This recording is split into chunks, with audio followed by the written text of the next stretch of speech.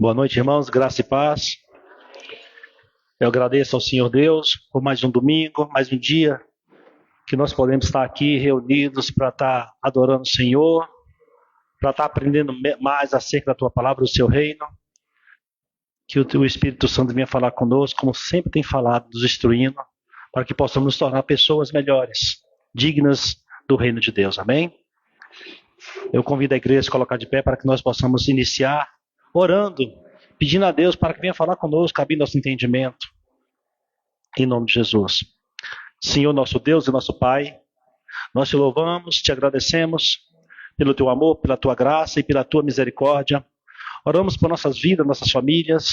Oramos pela oportunidade de estarmos aqui, Senhor Deus, para poder ouvir a tua palavra, ouvir a tua voz. Nós te pedimos no nome de Jesus que o Senhor venha abrir o nosso coração para que possamos, Senhor Deus, compreender os segredos revelados na tua palavra, Senhor Deus. Nós te pedimos, Senhor, que o Senhor abençoe todas as famílias aqui representadas, aos irmãos que estão conosco presencialmente, aos irmãos que nos assistirão através das redes sociais, aqueles ainda, Senhor Deus, que não foram chamados, Pai, mas que virão, porque a tua palavra é eficaz e cumpre o propósito pela qual ela foi designada, Pai. Assim nós oramos e te agradecemos no nome do Senhor Jesus. Irmão, pode se assentar, eu convido a equipe de louvor para estar adorando o Senhor.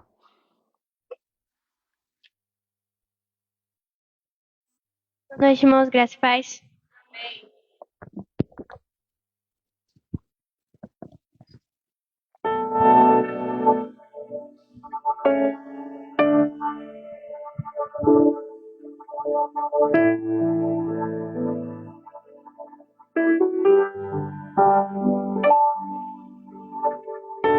Tua voz me chama sobre as águas, onde os meus pés podem falhar. E ali te encontro no mistério, em meio ao mar, confiarei. E ao teu nome eu clamarei.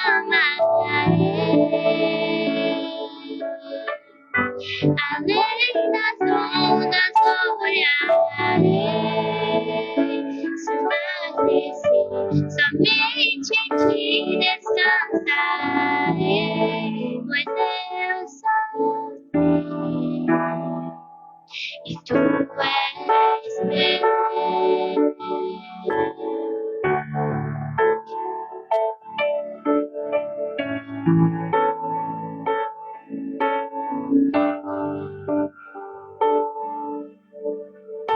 Tua graça cobre os meus temores, tua forte mão me guiará. Se estou cercado pelo medo, tu és fiel e nunca vais falhar. E ao teu nome eu clamarei. E além das ondas olharei. Se o mar crescer, somente em ti descansarei. Pois eu sou teu e tu és meu.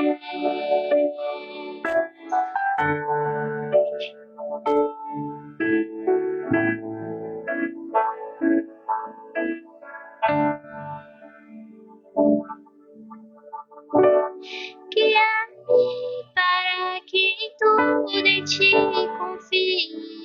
Sobre as águas eu caminhe, por onde quer que chames. Leva-me mais fundo do que já estive. Minha fé será mais firme, Senhor, em tua presença. Guia-me para quem tudo em ti confie. Sobre as águas eu caminho,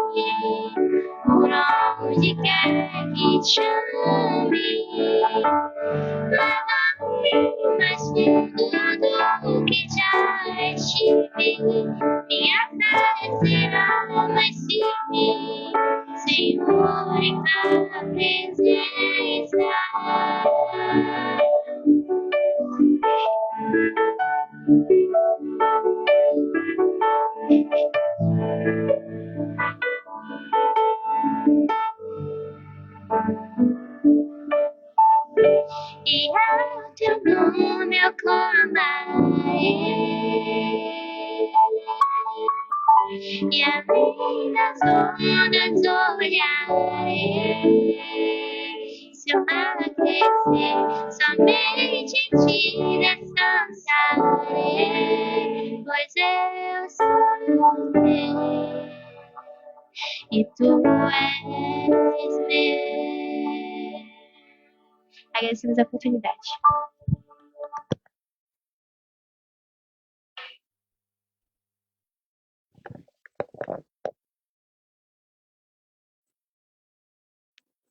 Amém, glória a Deus. Hoje é um domingo de ceia. Nós estamos aqui para estar seguindo as ordenanças que o Senhor colocou. E acima de tudo, ser obediente à tua palavra, aos seus ensinos. E eu trouxe uma pequena e rápida reflexão para introduzir o tema da noite, que o pastor Marco Anel logo mais trará. E esse tema é um tema em que nós, enquanto cristãos, enquanto filhos de Deus, devemos observar e prestar bastante atenção. Porque muitas das vezes nós não percebemos isso em nossas vidas. O tema desta noite vai falar sobre um estilo de vida. Sobre aquele cristão, sobre aquela pessoa que nasceu de novo. E ela tem que ter esse entendimento de que ela nasceu de novo. Portanto, ela não deve voltar à sua vida anterior. Isso é nascer de novo. É um novo recomeço. É você passar a ter um estilo de vida daqui para frente, esquecendo o passado. E quando eu me deparei refletindo acerca dessa mensagem, me veio a mensagem lá em Provérbios, que é pesada até para eu falar, mas diz assim, lá em Provérbios 26, como um cão retorna ao seu vômito, assim é o tolo que retorna à sua loucura. E é exatamente isso. Aquelas pessoas que experimentam o manjar, ou seja, a palavra de Deus, a liberdade em Cristo Jesus, e ela volta ao seu estilo anterior de vida, essa é a comparação. Uma vez, irmãos, que nós experimentamos o poder de Deus atuando em nossas vidas, nós não podemos mais regredir, nós não podemos mais regressar à vida anterior. Nós devemos agora andar para frente, até que a imagem do Senhor Jesus seja estampada em nossa face. Esse é o papel do cristão. E é por isso que eu convido os irmãos a refletir comigo no livro de Romanos, no capítulo 6. Nós vamos falar acerca dessa escravidão. Mas o que é a escravidão, irmãos? O escravidão, para trazer para o contexto, é quando uma pessoa, um indivíduo, ele está subordinado a uma outra pessoa, abrindo mão de todo o seu direito. Ou seja, ela não tem mais poder para atuar em nada na sua vida. Ela é escrava de um outro indivíduo do seu igual. E a escravidão espiritual, ela é bem pior. E ao contrário do que muitas igrejas modernas dizem, que a escravidão é imposta pelo jugo de Satanás, muitas das vezes a escravidão é imposta por nós mesmos, através de péssimas escolhas, de escolhas ruins que fazemos no decorrer dessa vida, que consequentemente trazem resultados ruins. Então, muitas das vezes, enquanto nós vivíamos no mundo, vivíamos regidos pelas regras e condições que o mundo oferecia, nós éramos escravos muitas das vezes da bebida, do uso de drogas, da pedofilia, do homossexualismo. Éramos escravos desse desejo distorcido dentro do nosso coração. Mas, quando o Senhor, Ele passou a habitar em nosso coração, nós passamos a ter o entendimento de que essas práticas desagradam a Deus. E esse não é o estilo de um cidadão do céu. E feito dessa forma, o Espírito Santo atuando no meio do seu coração, vem nos capacitando para abrir mão dessa vida perdida, dessa vida mundana, dessa vida que só leva ao pecado e à morte. Como diz em Provérbios 26, o cachorro que volta a essas práticas, a pessoa que volta a essa prática é como um cachorro que vomita e come seu vômito. Isso é repugnante aos olhos de Deus. E tem que ser da mesma forma na minha e na sua vida. Quantas vezes, irmãos, eu e você mentíamos por besteira, Contávamos certas mentiras para se safar de certas situações. Mas observe o exemplo que nós temos na Bíblia. Paulo, um dos grandes exemplos da vida, ele jamais mentia para escapar de alguma situação, para falar a verdade. Lá em 2 Coríntios, no capítulo 12, ele vai falar acerca do espinho na carne que ele teve. E muitos estudiosos dizem que esse espinho na carne pode ser várias situações.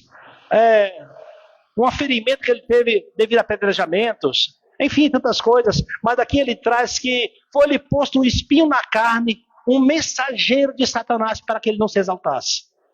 Então, de acordo com o texto, esse espinho na carne era um mensageiro de Satanás. E foi-lhe posto, não foi adquirido. Alguém lhe colocou para que ele não se ensoberbecesse. Pastor, o que o senhor quer dizer com isso? Que muitas das vezes nós passamos por determinados problemas, situações difíceis em nossas vidas, para que a gente não venha se exaltar. Para que a gente não venha achar que as redes estão nas nossas mãos. E Paulo, no contexto dessa história, ele diz que ele não lutava com suas forças, com suas armas, porque ele entendia que era poder lá do alto. Então, irmãos, nós temos que usar as armas que o Senhor nos deu para essa batalha espiritual, para essa luta cotidiana do cristão em um mundo que jaz no maligno. E eu convido os irmãos a abrirem Romanos 6, no verso 14, que vai dizer assim: porque o pecado não terá domínio sobre vós, pois não estáis debaixo da lei, mas debaixo da graça.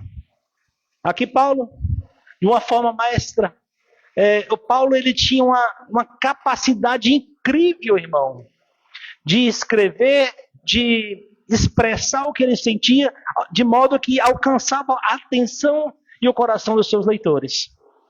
Tanto que este livro é um dos livros mais importantes da Bíblia. Podemos até dizer que é uma pequena Bíblia. Aqui se ensina de tudo, se aprende de tudo. E aqui Paulo nada menos está dizendo que o pecado, o que é o pecado? É tudo aquilo que desagrada a Deus, que o homem natural tem prazer. Aquilo não deve, de forma alguma, ter domínio sobre nós. E dominar o quê? Tirar o controle da nossa capacidade de tomar decisão. Ou seja, o pecado não pode decidir por nós. Nós somos seres livres em Cristo e devemos dizer não ao pecado, sendo que outrora nós não tínhamos forças para isso, hoje nós temos. Nós somos capacitados pelo poder do Espírito Santo para dizer não à vontade da carne. Porque a carne, ela é acomodada. A carne, ela quer fazer tudo que o mundo lhe oferece. Se é para ler uma Bíblia, ela não quer, ela prefere ficar sentada deitada. Ela quer comer demais, ela quer dormir demais, ela não quer orar, não quer jejuar, ela não quer buscar Deus. Ela quer. Mas a luta cotidiana, irmão, cabe a mim e cabe a você. Lá em João 8, o Senhor Jesus, ele disse dessa forma: todo aquele que comete pecado é escravo do pecado, é servo do pecado. Então, irmão, o pecado não pode mais ser nosso senhorio. Ele não pode mais ter domínio sobre mim, sobre você. Você tem que ter força, tem que buscar força em Jesus para vencer tudo aquilo que tenta te afastar de Deus. A santificação, ele é um processo da minha e da sua responsabilidade. E muitas vezes o passado visita a minha e a sua mente. Ela volta à nossa memória e nos convida a retornar a fazer determinadas coisas. Mas o nosso alvo tem que ser o céu. Nosso alvo é o céu. Isso é uma vertente da escravidão. A outra vertente da escravidão, que eu acredito que o pastor vai trazer essa noite, é acerca das pessoas que já são salvas, já foram chamadas por Jesus, voltar às velhas práticas. Como assim, pastor? Pessoas que já entendem que a salvação é somente pela graça, só através de Jesus, ainda continua alimentando religiosidade. Pessoas que oram para anjos, para santos, para Maria, para José, para Pedro. Ora, você já conhece a verdade, já foi liberto dessa escravidão. Não voltes à velha prática. A Bíblia diz que a verdade te liberta. Se você não compreendeu isso ainda, você não foi liberto coisa nenhuma. Então você tem que parar e rever o que está acontecendo na sua vida. Porque é muito fácil hoje em dia você ouvir de pessoas que seguiam o catolicismo, diz que agora eu compreendo que Jesus salva, mas esse santinho que é um santo de estimação. Não, Maria é a mãe de Jesus, eu tenho respeito. Essa imagem está ali só para me lembrar dela. Irmão, lembre da sua obrigação como cristão de evangelizar, de ser um evangelho vivo andante neste mundo. Pessoas que colocam a sua fé em determinadas promessas, em ritos, em lenço d'água, em copo ungido. Pessoas que buscam pastores, buscam fazer campanhas para se livrar do mal, da dificuldade da vida. Ora, a própria Bíblia diz que isso faz parte do cotidiano do cristão. Isso serve para nos amadurecer. É isso que Paulo está dizendo lá no 2 Coríntios. O Senhor colocou um espinho na carne, um mensageiro de Satanás para que ele não se soberbesse. Talvez esse mensageiro podia ser as pessoas que os perseguiam, dizendo que ele era apóstolo coisa nenhuma, que ele tinha nascido de novo coisa nenhuma, que ele era uma farsa, que ele era um mentiroso, que ele tinha traído o seu povo. Porque quando se diz mensageiro, se remete a alguém que fala algo a respeito ou contra. E nós, enquanto cristãos, vamos ter sempre esse espinho na carne. Sempre vai ter alguém para nos criticar por decisões que você toma pautada na vida. Pessoas que vão te chamar de careta de atrasado. Mas não deixe isso te abalar. Paulo não permitiu que isso abalasse a fé e o ministério dele. Pelo contrário, ele diz que é nas fraquezas que ele tinha força. E Jesus disse para ele que através da fraqueza dele, é que ele se tornava mais forte. Paulo compreendeu isso. Ele passou a viver de toda e qualquer forma, sendo com dor, sofrendo, com fome, com frio. Ele não soltou as rédeas do seu ministério. Ele lutou, ele entendeu que aquilo era um propósito de Deus, era necessário para que ele crescesse. Porque o Senhor conhece o meu e o seu coração, irmão. Se nós deixarmos as nossas vidas soltas, a gente não busca Deus. A gente não tem força para isso. Nós voltaremos àquela escravidão da carne.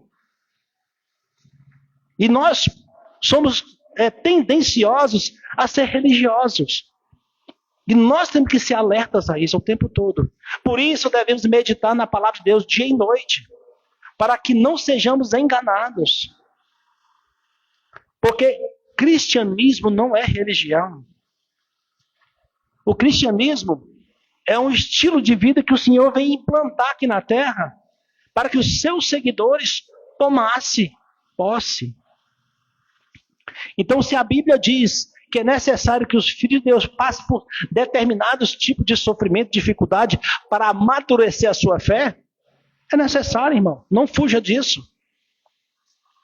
Por que eu estou falando isso? Porque essa semana eu vi um pastor na televisão falando que se você está passando por sofrimento, se você está passando por dificuldade, venha aqui que a nossa igreja tem uma solução para o seu problema.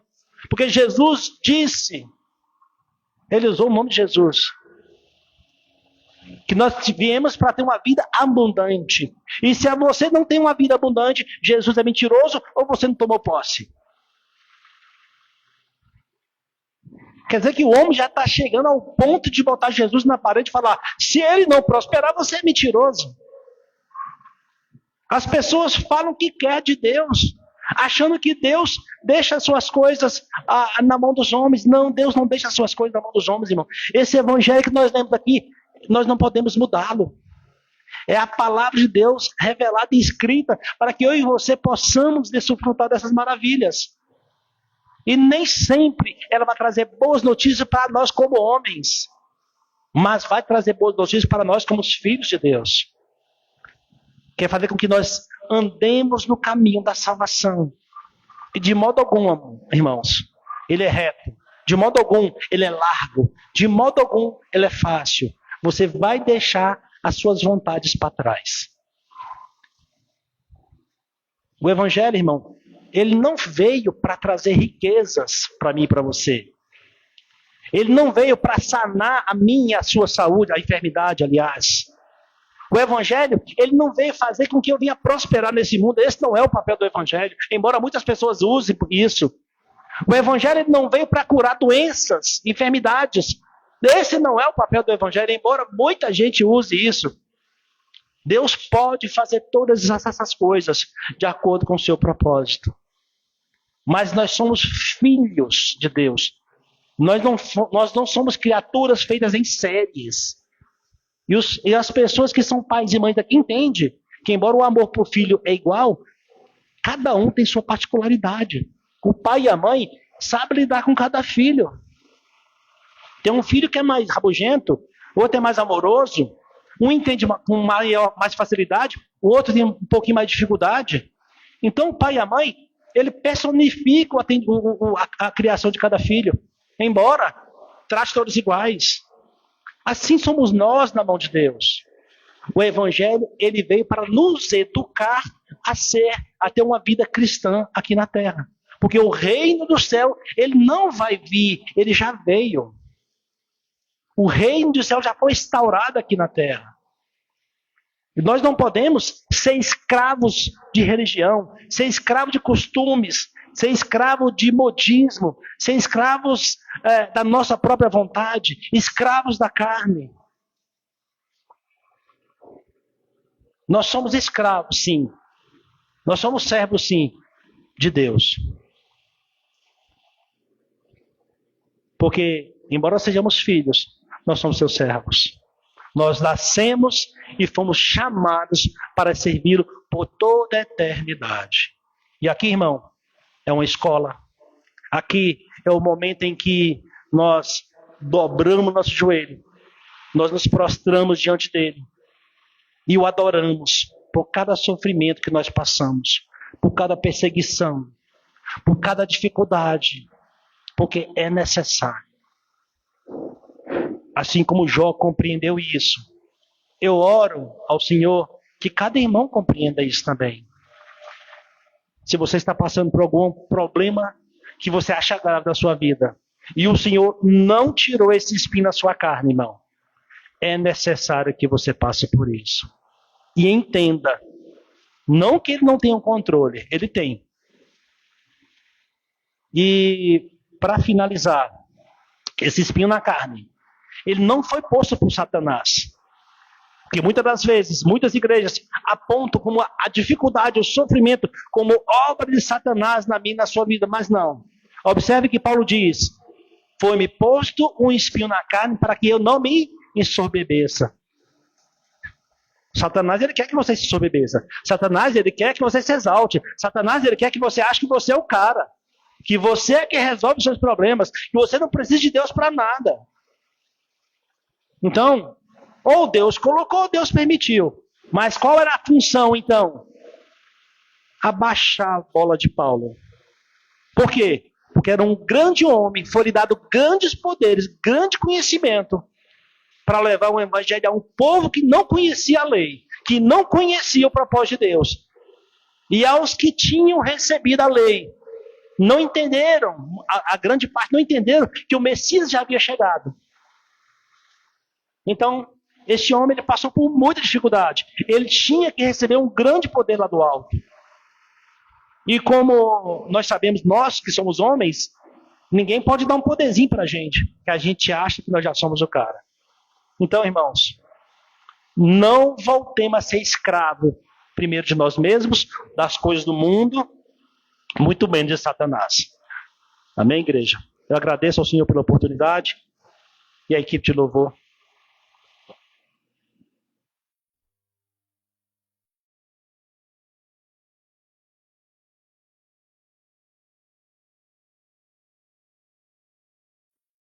Saúde a igreja com a graça e a paz do Senhor, amém?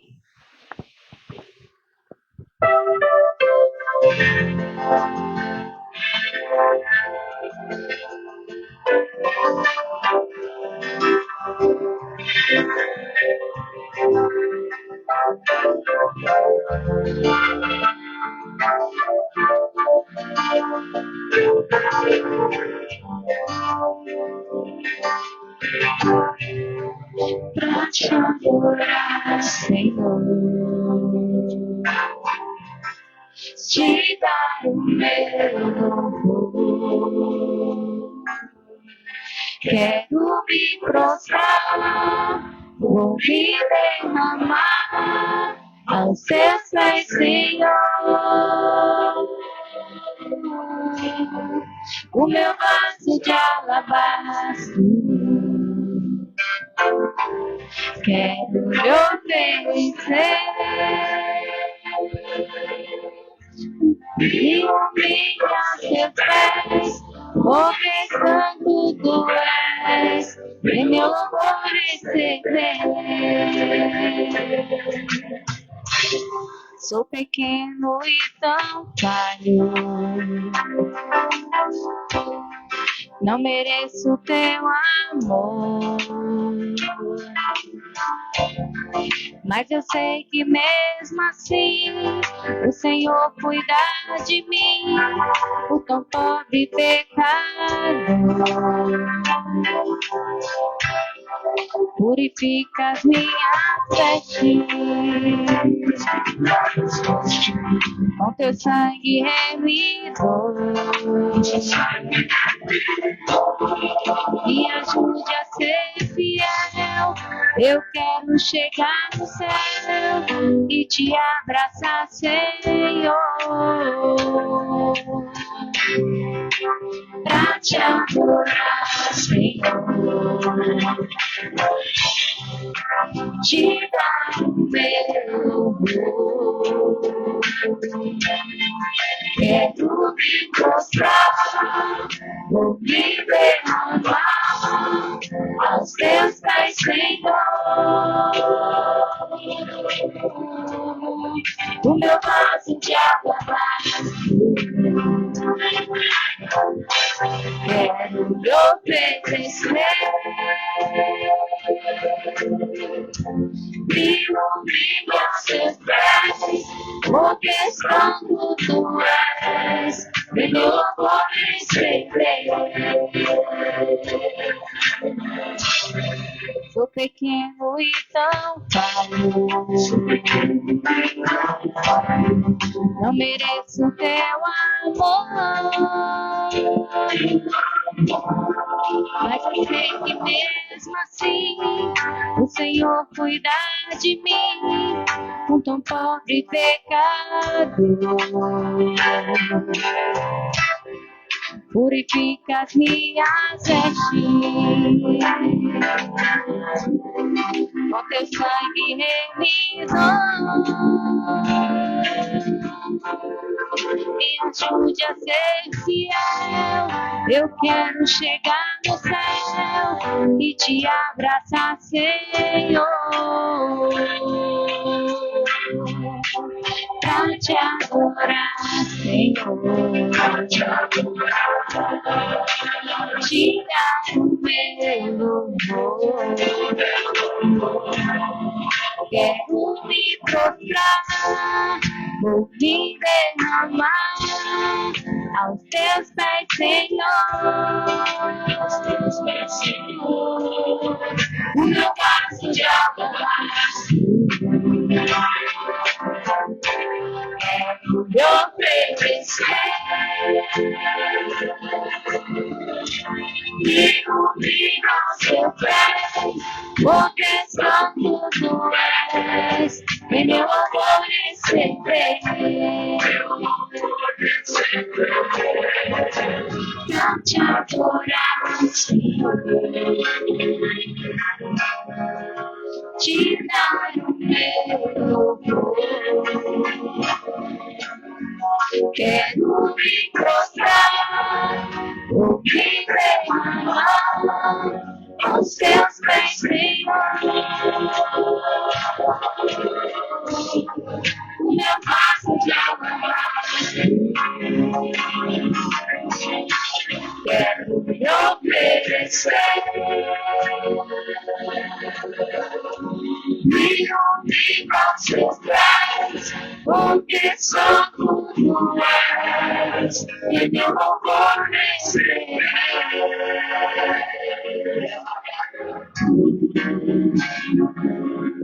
agradecemos a oportunidade.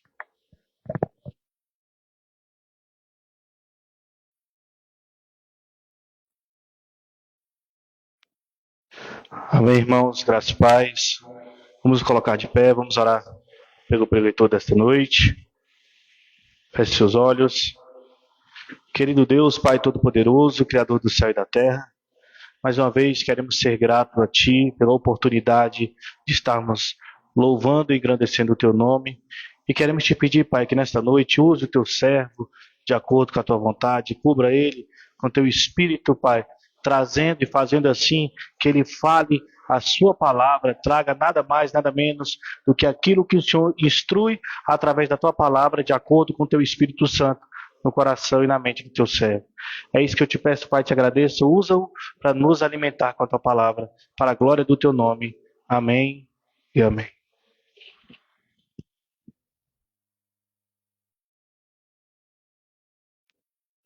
Boa noite, irmãos, graça e paz a todos. Glória a Deus, estamos aqui mais uma vez para a honra e glória do nosso Senhor e Salvador Jesus Cristo, no culto de ceia, uma ordenança bíblica que o nosso Senhor nos dá. E essa noite nós vamos dar sequência aos estudos do livro de Gálatas, como nós já vínhamos fazendo. Hoje nós iniciaremos o capítulo 5, dando sequência aí às exposições. Já convido os irmãos a estarem abrindo conosco aí o livro escrito pelo apóstolo Paulo, livro de Gálatas, capítulo 5. Para nós contextualizarmos, o apóstolo Paulo ele vem trazendo no capítulo 1, 2, 3 e 4 fundamentações, argumentações sobre a salvação pela fé, sobre a justificação somente em Cristo, a justificação somente no nosso Salvador. E ele vem trazendo argumentos históricos, argumentos do Velho Testamento. Nós já vimos o apóstolo Paulo falando sobre Abraão, nós já vimos ele falando sobre Agar, sobre Sara, né? Nós vimos ele falando a respeito da Nova Jerusalém, da Jerusalém que desce do céu, que é a santa. Então nós vimos o apóstolo Paulo fundamentando a sua argumentação a respeito dessa doutrina fundamental do cristianismo, que é a justificação pela fé. E essa carta ela é escrita sobre esse tema principal. Todos os demais ensinos, todas as demais doutrinas que nós podemos retirar dessa carta são doutrinas secundárias, são doutrinas que vieram inseridas nesse protótipo principal que é a justificação pela fé. Então estamos falando desde o capítulo 1 sobre isso e vamos falar sobre isso até o fim. Essa carta, como a gente sempre fala, era conhecida como a carta da liberdade cristã, porque o apóstolo Paulo ele vem fundamentar a liberdade que nós temos em Cristo, através da salvação que temos nele, e não através de mitos, não através de rituais, não através de qualquer outra coisa que nós possamos ou que nós podemos inserir a nossa fé como meta ou como fundamento de salvação. Então, no capítulo 5 e 6, essa última etapa, essa última parte da carta, ele vem aplicar a sua fundamentação. Então, capítulo 5 e capítulo 6, nada mais, nada menos do que a aplicação daquilo que ele vem ensinando àquela igreja. Então, esta última sessão da carta, Paulo agora vai sair da argumentação para a exortação, Ele vai sair da parte de explicação para a parte de prática. Ele vai começar a chamar os Gálatas, a chamar aquela igreja para a prática dessa liberdade cristã. Essa verdade estabelecida e defendida em todos esses capítulos, ela vai ser mostrada como nós, cristãos, podemos agora tomar posse dessa liberdade. Como nós devemos nos portar, tendo essa liberdade cristã através de Cristo Jesus. Então, Paulo aqui vai refutar os seus opositores e aplicar essa salvação pela fé a nós, igreja de Cristo. Então, nós vamos ler hoje, vamos estudar do verso 1 até o verso 13 do capítulo 5. Na versão que eu trouxe aqui, um pouco mais tradicional, versão da King James, 1611, diz assim: Firmemo-nos, pois, portanto, na liberdade com que Cristo nos libertou, Não nos submetamos outra vez ao jugo da escravidão. Eis que eu, Paulo, vos declaro, que se vós vos circuncidardes, de nada vos servirá Cristo. E testifico novamente, a todo homem que for circuncidado, ele está obrigado a observar toda a lei. Cristo torna-se sem efeito para vós que procurais a justificação pela lei. Vós decaíste da graça, porque nós, pelo Espírito, aguardamos a esperança da justiça pela fé. Porque em Jesus Cristo, nem a circuncisão, nem a incircuncisão vale alguma coisa, mas a fé que opera pelo amor. Corris bem, quem, pois, vos impediu para que não obedecesses à verdade? Esta persuasão não vem daquele que vos chama. Um pouco de fermento leveda toda a massa. Tenho confiança em vós, por meio do Senhor, que de maneira alguma mudareis de opinião, mas aquele que vos perturbar será julgado por isto, seja quem for. E eu, irmãos, se ainda prego a circuncisão, por que então ainda sofro perseguição? Assim, a ofensa da cruz teria cessado. Bom seria que fossem cortados aquele que vos perturbam, porque vós, irmãos, fostes chamados à liberdade. Apenas não useis a liberdade para dar ocasião à carne, mas para servir uns aos outros em amor. O apóstolo Paulo sai da argumentação e começa a aplicar todo esse ensinamento para essa igreja. E ele começa no verso 1 dizendo: firmemo-nos, portanto, na liberdade com que Cristo nos libertou. Não submetamos outra vez ao jugo de escravidão. O que o apóstolo Paulo está fazendo? Ele começa com uma exortação direta. Fiquem firmes na liberdade. Firmemo-nos na liberdade. Fiquem alicerçados na liberdade. Não importa quem esteja ou quem vai te ensinar o contrário disso. Não importa se é um mestre, não importa se é um discípulo dentro de uma igreja. Fiquem firmes nessa liberdade conquistada por Cristo. Porque foi Ele que nos chamou para essa liberdade com a sua morte, com o seu sangue. Paulo, irmãos, dá ênfase aqui que voltar à dependência da lei é como retornar a um jugo de escravidão. Perceba, é como se você voltasse a viver sob um jugo, sobre algo que não é mais para o cristão viver. Nós fomos libertos da lei, nós fomos libertos do jugo da lei, nós fomos libertos desse aio, como nos capítulos passados nós estudamos. A lei, ela foi um professor, um tutor, um aio. Ela foi temporal. Ela entrou no tempo e finalizou no tempo. Nós estamos na graça. Nós estamos vivendo através da graça de Cristo. E a liberdade aqui se refere à liberdade do peso da lei como meio de justificação. Com o peso de tudo aquilo que você pode obter, ou tudo aquilo que você pode tentar se fundamentar como objeto de salvação. Se você viver dessa forma, achando que a salvação está em suas mãos, achando que a salvação pode ser conquistada através do seu esforço, você viverá sob escravidão. E é o que muita gente hoje, na igreja, principalmente, vive. Muita gente vive nessa escravidão, dependendo desse acerto diariamente, dependendo dessa vontade de fazer o bem diariamente, para achar que está sendo salvo. E isso é viver sob escravidão, porque você vive preso às suas vontades, você vive preso à sua força, você vive preso àquilo que você tem como mérito, como obra. E isso, mais cedo ou mais tarde, vai fazer você observar e ver que você é um ser humano que não consegue viver de forma santa por si só, viver de forma santa pelas suas próprias vontades, viver de forma santa obtendo através da sua força, através do seu mérito. Então essa liberdade aqui, ela vai trazer o pecado, ela vem trazer a lei, ela vem trazer a salvação de Cristo, nos libertando desse pecado principal. Então não há necessidade de observância de rituais, não há uma necessidade de observância de misticismos, observância de doutrinas humanas. Existe a obrigação de observarmos os mandamentos de Cristo. Esses sim são de obrigação do cristão. são de obrigatoriedade de todo cristão observar.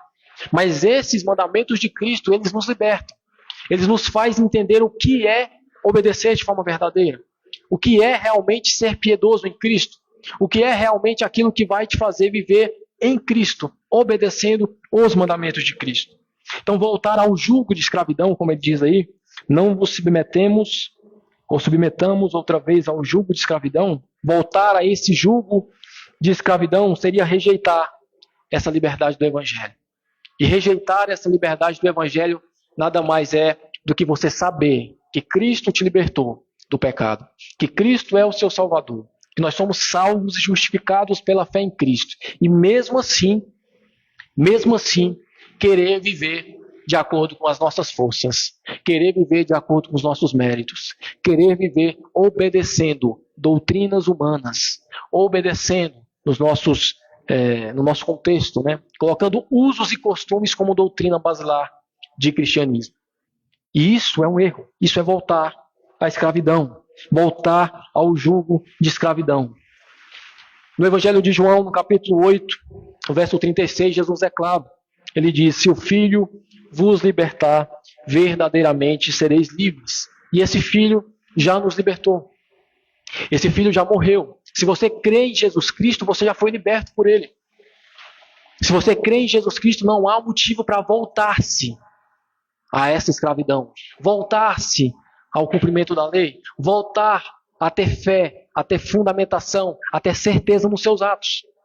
Os méritos são de Cristo. A força foi obtida por Ele na cruz. A salvação foi Ele que nos deu. Nada mais é importante do que nós colocarmos a nossa fundamentação dos méritos dele, na força que Ele obteve, no sacrifício que Ele teve para essa nossa liberdade. Essa liberdade em Cristo nos liberta principalmente da condenação do pecado, irmãos. Naquele último dia, o que vai salvar a mim e a você, o que vai nos fazer entrar na Canaã celestial, o que vai nos fazer ouvir: fique ao meu lado direito, benditos de meu Pai. Não foi o que você fez nessa terra, mas foi o que Cristo fez. Não foi o que você obteve por meio da lei, mas foi Cristo cumprindo a lei na cruz. Não foi aquilo que você cumpriu dentro da igreja, como padrão de piedade, de religiosidade, mas foi a fé no único e suficiente homem que pôde derramar o seu sangue para satisfazer a ira do nosso Deus. Esse santo, esse Deus, esse homem, esse Cristo, Ele é o que nos liberta e Ele é a fundamentação da nossa salvação. A lei, ela foi temporária. A lei, ela teve o seu papel histórico. Ela teve início e teve fim. Cristo não. Cristo, Ele é eterno. Ele nos salva na eternidade. Ele aplica nesse tempo e vem nos resgatar. E a gente aguarda essa salvação, aguarda essa glorificação. Mas se você aguarda confiando nas suas forças, você vive no jugo de escravidão. Se você aguarda confiando naquilo que você pode fazer, você cairá. Você vai decair da graça, como o apóstolo Paulo vai dizer aqui. Decaístes da graça. A advertência do apóstolo Paulo é muito atual. Em nossa jornada espiritual, em nossa caminhada na igreja, nós também enfrentamos pressões. Nós também enfrentamos tentativas para buscar a nossa própria justiça. Seja pelo nosso ego, seja pela nossa vontade, seja pelo próprio pastor dizendo aquilo que você tem que fazer para ser salvo. Seja pelo ambiente da igreja que você vive. Seja pelo contexto que você vive, pela tradição que você vive. Você vive sob pressão para fazer aquilo que as pessoas mandam. Para fazer aquilo que as regras mandam. Aquilo que os rituais pedem. Não viva sob pressão. Fundamente-se na graça de Deus. Fundamente-se na salvação em Cristo. Essas regras, essa pressão que a gente vive, nada disso pode nos salvar. Só vai nos levar para um jugo de escravidão. Só vai nos levar a viver sob pressão. Só vai nos levar a viver sobre uma pressão que faz a gente acreditar que nós somos capazes e lá na frente vai nos fazer decepcionar. Porque nenhum de nós somos capazes de viver uma vida santa, de viver uma vida perfeita, de viver uma vida em santidade, se não for confiando em Cristo. Nenhum de nós, meu irmão, caminha sem tropeçar, se não for caminhando em Cristo Jesus. Aplicar essa liberdade em Cristo, irmãos, significa viver pela graça. Em vez de sentir obrigado, em vez de você ter a pressão de ser obrigado todos os dias a provar o seu valor a Deus, em tentar agradar a Deus com sua própria força, o cristão ele pode descansar. Ele pode olhar para Deus, olhar para Cristo e entender que aquilo que Cristo fez é suficiente para a nossa salvação. E isso traz descanso para a nossa alma. E se você não consegue descansar é porque você não entendeu ainda a justificação pela fé. Se você não olha para Cristo e se descansa das suas obras, é porque você está vivendo todos os dias querendo decair da graça. Saindo do princípio da salvação, que é a fé somente em Cristo. Esse descansar em Cristo nos leva a ter humildade, nos leva a ter gratidão, nos leva a ter paz no coração. Isso confirma que toda a boa obra realizada em nossa vida vem do poder de Deus. Não vem do nosso próprio poder. Não vem das nossas próprias forças e vontades.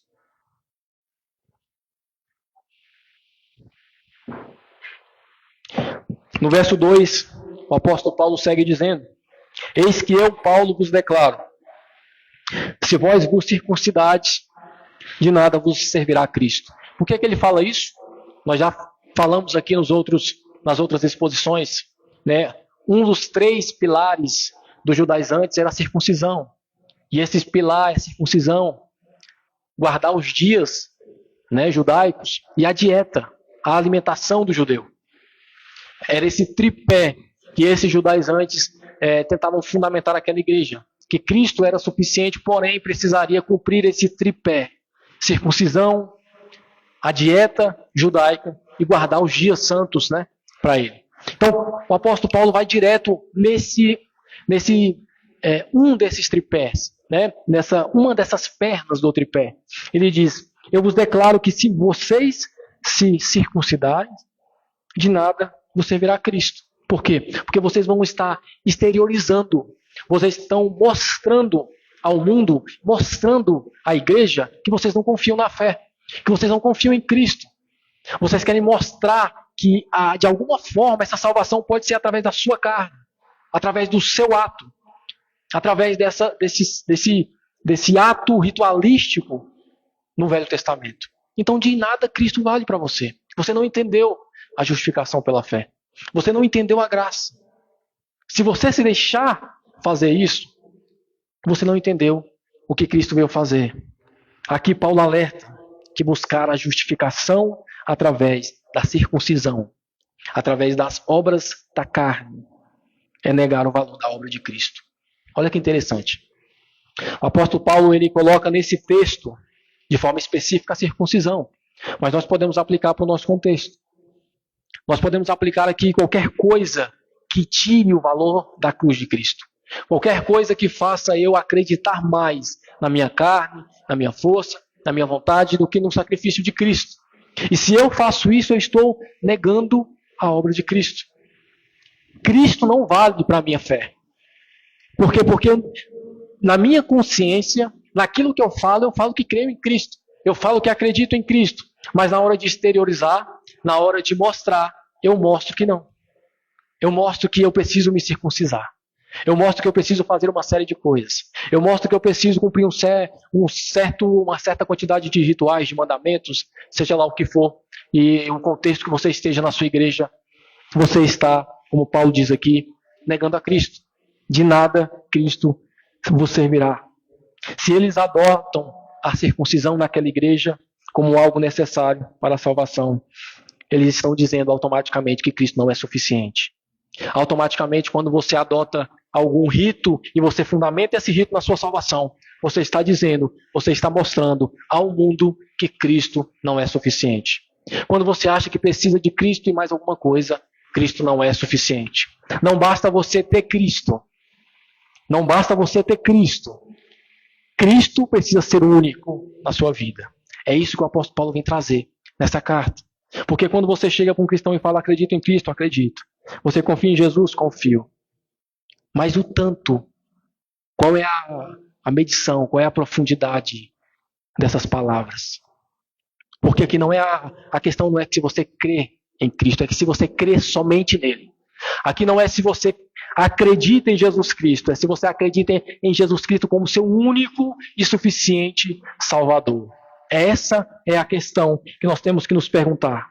Qualquer tentativa de buscar justificação, seja pela lei, seja pela circuncisão, seja por qualquer tipo de obras ou atos, qualquer tentativa, mostra a insuficiência de Cristo para o seu coração. Mostra que você não está fundamentado na justificação pela fé. E é essa justificação que nos salva. Lembrando, o apóstolo Paulo chama essa doutrina de o Evangelho. Para o apóstolo Paulo, essa doutrina é o Evangelho. Para o apóstolo Paulo, essa doutrina ela tem primazia. Para o apóstolo Paulo, a doutrina da salvação, da justificação pela fé, pode ser considerada como o Evangelho da graça. É isso que ele chama no capítulo 2. Vocês negam o Evangelho da graça. A justificação pela fé. Perceba como isso é importante e como isso vem sendo atacado. Porque o erro aqui ele é sutil. Como o apóstolo Paulo vai falar na frente. Cuidado com o fermento. É sutil. É um erro que talvez você e eu não percebamos. Talvez você e eu fale, não, mas só isso aqui não vai dar em nada. Mas só isso pode tirar a suficiência de Cristo da sua fé. Só isso pode tirar a suficiência de Cristo na crença que você tem. E isso é tudo. Isso é tudo. Isso mancha o Evangelho. Isso mancha o Evangelho, irmãos. Em Gálatas 2, 21, nós já vimos, já lemos aqui. Paulo diz, se a justiça provém da lei, segue-se que Cristo morreu em vão. Gálatas 2, 21. Se a justiça provém da lei, então Cristo morreu em vão. Então o apóstolo Paulo vai deixar claro, a circuncisão aqui representa uma confiança na própria carne. A circuncisão aqui representa a confiança naquilo que você pode fazer para obter salvação. Não é o que você pode fazer como cristão. É diferente. Uma coisa é você praticar boas obras. Uma coisa é você ter frutos do Espírito. Uma coisa é você querer agradar a Deus com todas as suas forças, sabendo que isso é capacitação do Espírito, que isso é obras do Espírito. E não sabendo que essas obras te garantem. Que essas obras são fundamentação da sua salvação. Que essas obras podem, de alguma forma, agradar a Deus pelaquilo que você está fazendo. Não. Cada coisa em seu devido lugar. O apóstolo Paulo vai deixar claro. Romanos 3, 28, ele diz, concluímos, pois, que o homem ele é justificado pela fé sem as obras da lei. Nós somos justificados por um homem, por crer num homem que morreu numa cruz para me purificar, por aspergir o seu sangue na minha vida e na sua vida. É por isso que eu e você somos salvos. E não por qualquer outra coisa. Não por qualquer outra doutrina. Não por qualquer outro ensinamento. O apóstolo Paulo em Filipenses, o pastor Rafael já trouxe aqui, ele deixa claro em Filipenses 3, do verso 3 ao 9, ele fala da circuncisão do Espírito. Ele fala da circuncisão espiritual. E afirma que ele mesmo, o apóstolo Paulo, embora circuncidado, ele considera tudo o que era do judaísmo, tudo o que ele aprendeu como perda por causa de Cristo. Embora circuncidado, ele considerava tudo aquilo como esterco por causa de Cristo. Então aqui não é aquilo que você faz, aqui não é mandamento de lei, aqui não é obras, aqui é somente salvação pela justificação em Cristo Jesus. E qualquer tentativa, meu irmão, de adicionar obras à fé, qualquer tentativa de adicionar méritos a essa fé, ela vai esvaziar a suficiência de Cristo. E foi isso que foi resgatado na Reforma. A Reforma Protestante foi para resgatar principalmente essa doutrina, que foi tão atacada. Você não precisa adicionar nada à fé de Cristo. Você não precisa adicionar nada à sua salvação. Você só precisa viver, se santificar, viver de acordo com a doutrina de Cristo, viver de acordo com a lei de Cristo, que é a lei da liberdade no amor. Porque o amor é a lei do cristão. O amor a Deus e o amor ao próximo como a ti mesmo. Nós vamos ver isso mais para frente. Então nós devemos tomar cuidado para não colocar, irmãos, a nossa segurança em qualquer outra coisa que não seja no próprio Cristo. Quando tentamos adicionar algo à obra de Cristo, de fato, nós vamos invalidar a fé que nós temos em Cristo Jesus. E ela é perfeita e ela é suficiente. Nós temos que entender isso. Verso 3 e 4, o apóstolo Paulo continua. Testifico novamente. Todo homem que for circuncidado, ele está obrigado a observar toda a lei. Cristo torna-se sem efeito para vós que procurais a justificação pela lei. Vós decaístes da graça. Isso aqui é importante, isso aqui é forte. O que é que o apóstolo Paulo está nos dizendo? O que é que o apóstolo Paulo estava falando para aquela igreja? Ele ensina que ao tentar alcançar a justiça pela lei, a pessoa precisa observar a lei. Se você quer viver cumprindo ordens, então você vai sair da graça. E você vai começar a viver de acordo com a lei. Se você quer se circuncidar, Gálatas, então viva como um judeu. Viva como um judaizante. Não como cristão. Não observe o cristianismo. Não diga que você é um cristão. Se você quer e acha que deve ser salvo pelas obras, invente uma religião para você. Mas não diga que você é cristão. No nosso contexto, né? Se você acrescenta alguma coisa à suficiência de Cristo, funda uma religião para você, meu irmão. Porque você não está na graça. Você não é um cristão. Se você acha que é salvo por prosperidade, por dízimo, por circuncisão, por lei, por quantas vezes você ora, quantas vezes você reza, quantas vezes você foi caridoso, bonito. Aí invente uma religião para você, que você não é cristão. É isso que o apóstolo Paulo está dizendo em outras palavras aqui. Vocês decaíram da graça. A justiça da fé nos coloca sob uma perspectiva, a de esperar a justiça final em Cristo Jesus. Ser justificado pela fé em Cristo é esperar uma justiça que vem dele, futuramente. O que você está esperando, cristão? A pergunta tinha que ser a justiça de Cristo. Você está fazendo o quê? Eu estou esperando a justiça de Cristo. O que você vai fazer na sua vida? Nada, eu só vou viver esperando a justiça de Cristo. Essa tem que ser a nossa resposta. A esperança de uma justiça que vem dele. E não a justiça que vem nossa. E não a justiça que brota de nós. Porque a nossa justiça é como trapos de imundícia, como diz o próprio profeta Isaías. O esforço para ser justificado pela lei, irmãos, vai revelar no meu coração, no seu coração, uma confiança nas obras próprias. Uma confiança naquilo que você faz. Sabe o que isso quer dizer? Você confia mais em você do que em Cristo. No fundo, você acha que você tem mais força para salvar a si mesmo do que o próprio Cristo. Você tira a glória da salvação, a justiça da salvação de Cristo e traz para você. Você assume a responsabilidade. É isso que você faz. Você assume a responsabilidade da sua salvação. E quando você faz isso, você está automaticamente indo para o inferno. Porque você não é responsável e nem tem capacidade para se salvar. Em Tiago 2, verso 10 diz assim: quem guarda toda a lei, mas tropeça em um só ponto, torna-se culpado de todos. Aí eu me pergunto, se você quer se circuncidar, se você quer viver de acordo com a lei, cumprindo os mandamentos da lei, e se você tropeça em um só, você é culpado de todo, onde está a sua salvação? Porque o próprio Cristo diz, né? Aquele que só pensar, se você só desejar a mulher do próximo, você comete adultério. Se você só chamar o seu irmão de tolo, você comete assassinato, homicídio. Imagina, quantas vezes você já se tornou culpado de todos os pecados da lei. Quantas vezes você já se tornou réu, culpado de todos os mandamentos da lei. Várias e várias vezes. Então, qual é a sua força? Qual é a sua intuição? O que é que você quer confiando na sua própria força? Sabendo que você não consegue ficar um dia sem tropeçar na lei. Sabendo que você não consegue caminhar poucas horas sem cair em algum tipo de pecado. A tentativa de autojustificação, a tentativa da salvação própria, faz com que a graça de Cristo seja deixada de lado, anulando o seu poder, anulando a graça. Esse conceito de decair da graça, dentro do contexto aqui, para a gente deixar claro, não se refere a perder a salvação. O apóstolo Paulo está escrevendo à igreja.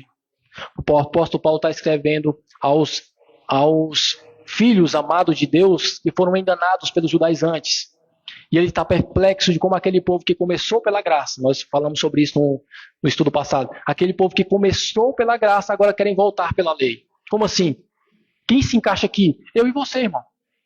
Eu e você, quando muitas vezes acreditamos que pelo nosso próprio esforço nós podemos nos salvar. Eu e você que muitas vezes nos decepcionamos, pecamos, erramos e achamos que estamos no fundo do poço, não tem mais salvação para nós. Porque nós cremos que a salvação está nas nossas mãos. O decair da graça aqui nada mais é do que decair do princípio da graça, da perspectiva da graça. O que significa isso? Você sair da fundamentação da sua salvação. Você tirar da graça, que é a salvação, a fundamentação daquilo, você tirar a sua fé daquilo e colocar a fé em outra coisa. É isso que significa decair da graça. É você não se deixar levar pela graça de Deus, mas achar que fazendo alguma coisa você será salvo. E aí você sai da graça e começa a viver pela lei. Você sai da graça e começa a viver pelo aquilo que você acha correto, pela sua força, pelas suas obras, pelos seus méritos. Em Cristo, essa justificação é dada pela graça mediante a fé, não por obras. Nós já vimos isso, né? Em Efésios, não por obras. Portanto, quem tenta merecer o favor de Deus pela lei, automaticamente se exclui da graça. Automaticamente faz Cristo sem efeito. Automaticamente faz Cristo ser insuficiente. Faz a salvação imposta, né? A salvação imputada em você perder efeito. E como é que essa salvação perde efeito? Quando você tira a fundamentação da pessoa de Cristo. Quando você tira essa fundamentação da pessoa de Cristo. E isso muitas vezes acontece conosco. Muitas vezes na nossa vida nós decaímos da graça. Muitas vezes em nossa vida nós tropeçamos. Mas Deus, Ele é misericordioso. E muitas vezes também Ele nos pega pelas mãos, nos ensina o caminho correto e nos faz voltar a andar nos caminhos corretos, nos caminhos capacitados pelo Espírito Santo. Então confiar em qualquer forma de justiça própria é perigoso.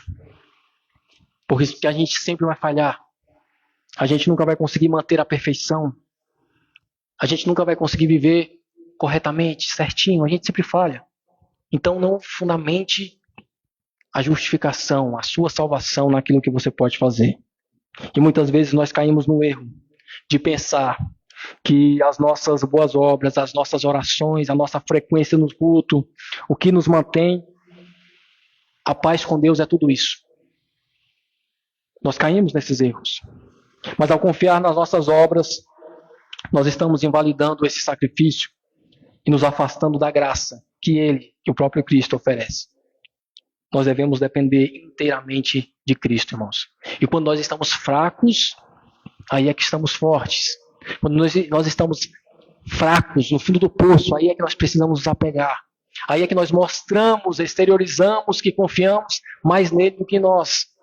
Aí é que nós temos que falar, glória a Deus por isso, porque agora eu tenho a oportunidade de expressar como eu não valo nada. E como Jesus, Ele é meu único e suficiente Salvador.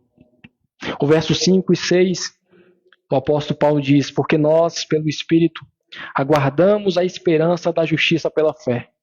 Porque em Cristo, nem a circuncisão, nem a incircuncisão valem alguma coisa, mas a fé que opera pelo amor. O que o apóstolo Paulo está dizendo aqui primeiramente? Ele faz um contraste entre o legalismo e a verdadeira vida em Cristo. Entre o legalismo, a religiosidade judaica e o cristianismo. Entre a salvação pela fé e a salvação pelas obras. Paulo aponta aqui para o cristão, para mim e para você, e fala que nós precisamos viver pela fé, com esperança numa justiça final. Perceba que ele diz, porque nós pelo Espírito aguardamos a esperança da justiça pela fé. Essa fé, ela começa e ela precisa finalizar da mesma forma que ela começou. Ela começa em Cristo, porque Cristo é o autor e o consumador da nossa fé. Ela se mantém em Cristo, mas nós estamos aguardando a vinda de Cristo. É uma fé que espera. É uma fé que é aguardada na esperança da justiça que vem de Cristo. É isso que ele diz aí nesse verso inicial. O que realmente importa é essa fé que nós aguardamos. É uma fé futura. Nada do que você faz agora, no tempo, no presente, vale de nada para a sua salvação. A sua salvação está baseada numa fé que você tem, mas que é aguardada futuramente. É aguardada pelo Espírito. Ela vai vir com Cristo Jesus para nos salvar. A fé sem amor, aqui que ele vai dizer, a fé sem amor não reflete o caráter de Deus, né? É interessante que ele fala isso. Porque nós, pelo Espírito, aguardamos a esperança da justiça pela fé. Porque em Cristo, nem circuncisão, nem a incircuncisão vale alguma coisa. Mas a fé que opera pelo amor. E essa fé que opera pelo amor é a fé verdadeira. É a fé que salva. Porque a fé sem o amor, a fé que não produz amor, não é a fé verdadeira. A fé sem amor não reflete o caráter de Deus. O amor é a essência de Deus. O amor é a essência da lei. O amor é a essência do nosso Deus Criador. Então, se nós temos fé e nós não produzimos amor, não é uma fé verdadeira. É o que o apóstolo Paulo está dizendo. A nossa vida de fé deve ser marcada por amor. E esse amor, ele é prático. Todas as vezes que a Bíblia cita o amor, ele cita o amor como prática. Muitas vezes no grego a tradução é caridade. Muitas vezes é um amor sacrificial, um amor de morte. É um amor prático. Não é somente dizer que ama. Não é somente dizer que é um sentimento. Né? É um amor que produz frutos.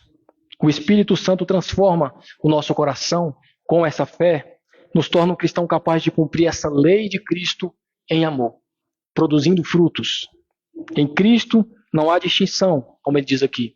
Não é porque você é circuncidado, não é porque você não foi circuncidado, não é porque você é mais intelectual, não é porque você é menos intelectual, não é porque você sabe mais da Bíblia, não é porque você sabe menos da Bíblia. Em Cristo nós somos um em amor, aguardando essa fé pelo Espírito Santo, que há de vir em Cristo Jesus. E esse amor, ele é a evidência da nossa união com Cristo, né? A fé que opera em amor. Verso 7 e 8, ele continua dizendo: vocês corriam bem, né? Corrieis bem. Quem, pois, vos impediu para não obedecer à verdade? Esta persuasão não vem daquele que vos chama. Paulo faz o quê? Ele elogia aquela igreja. Ele elogia o começo daquela igreja, o começo da jornada dos Gálatas, que estavam correndo bem. Vocês começaram bem. Vocês foram fundamentados e estavam obedecendo bem. Eles receberam o evangelho. Eles caminhavam aqui em obediência, mas foram orientados por falsos ensinamentos, por falsos pastores, por falsos mestres, por judaizantes. Paulo lamenta que os Gálatas que estavam indo bem na fé começaram a ser desviados por esses falsos pastores, falsos mestres, né, falsos ensinamentos. Essa persuasão que o apóstolo Paulo fala aqui denuncia que aqui aqueles que ensinaram os Gálatas a se desviarem não vêm de Deus. Eles foram persuadidos. Essa palavra é uma palavra de engano. Um engano intencional. Vocês foram persuadidos. Vocês foram enganados. E quem vos persuadiu? Quem vos enganou? Ele deixa claro, quem fez isso não vem daquele que vos chama. Quem fez isso não vem de Deus. A origem dessa persuasão não é de Deus, mas de homens que desejam impor as suas próprias ideias. Percebe, irmãos, quantas igrejas hoje vivem dessa forma, persuadidas, enganadas. Quantas igrejas começaram bem, corriam bem, começaram pelo evangelho da graça, mas foram o quê? Persuadidas, enganadas por falsos mestres, falsos ensinos, falsas doutrinas, por fermento numa massa, né? Quantas igrejas vivem dessa forma? E quantas igrejas não têm o apóstolo Paulo hoje para falar isso? Quantas igrejas não têm o apóstolo Paulo hoje para falar? Esse povo está errado. Vocês foram enganados. Vocês foram persuadidos. Deus é quem chama vocês, não eles. Aqueles que estão persuadindo vocês não foram chamados por Deus. É isso que o apóstolo Paulo está dizendo aqui. A verdade de Deus é clara e suficiente para guiar o cristão na liberdade cristã. Não há necessidade de alguém vir aqui na igreja e obrigar vocês a cumprir regras e mandamentos para vocês serem salvos. Não há essa necessidade. A verdade de Deus é clara. Essa persuasão aqui, irmãos, que conduz ao legalismo, essa persuasão que conduz a uma religiosidade, que te conduz a uma doutrina de homens, e que o próprio apóstolo Paulo, em outra ocasião, vai chamar de doutrina de demônios, é uma mentira, é um engano, é um falso ensino, que por mais simples ou mais pequeno pareça ser, tem capacidade de fazer você decair da graça. É isso que o apóstolo Paulo está falando. Essa persuasão que conduz ao legalismo não vem de Deus, mas vem daqueles que tentam distorcer o evangelho. E muitos conseguem. Muitas igrejas hoje vivem com o evangelho distorcido. E por que as pessoas não percebem? Por aquilo que nós já falamos nas outras exposições e repetimos aqui. Porque as pessoas falam de Cristo, pregam a Cristo, falam que somente Cristo é suficiente. Cristo é o nosso Senhor e Salvador. Eles dizem isso. Mas quando vai exteriorizar, quando vai mostrar, quando precisa dar fruto, essas árvores mostram que a confiança não está somente em Cristo. Essa confiança está também em tudo. Na fé que eles mesmos têm neles, nas obras, na lei, em ritos, misticismos ou qualquer outra coisa que as pessoas acrescentam à fé em Cristo para se auto-justificar e serem salvas. Essa persuasão que conduz a esses erros não vem de Deus.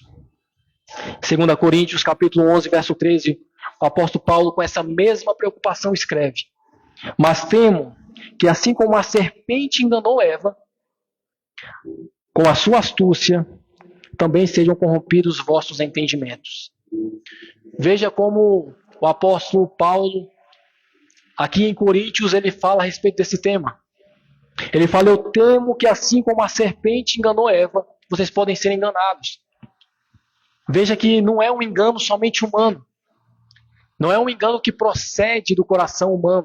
É um engano que procede do ser maligno, que quer tirar a suficiência de Cristo. Então nós devemos estar vigilantes a todo tempo, para não sermos enganados, para não sermos ludibriados, persuadidos com falsos ensinos, buscando sempre uma confirmação de outra coisa que não seja a confirmação de Deus. Em nossa caminhada cristã, nós devemos sempre, irmãos, discernir, entender, ter a capacidade espiritual de discernir se as nossas convicções, se as nossas práticas, elas são influências de Deus ou se são influências humanas.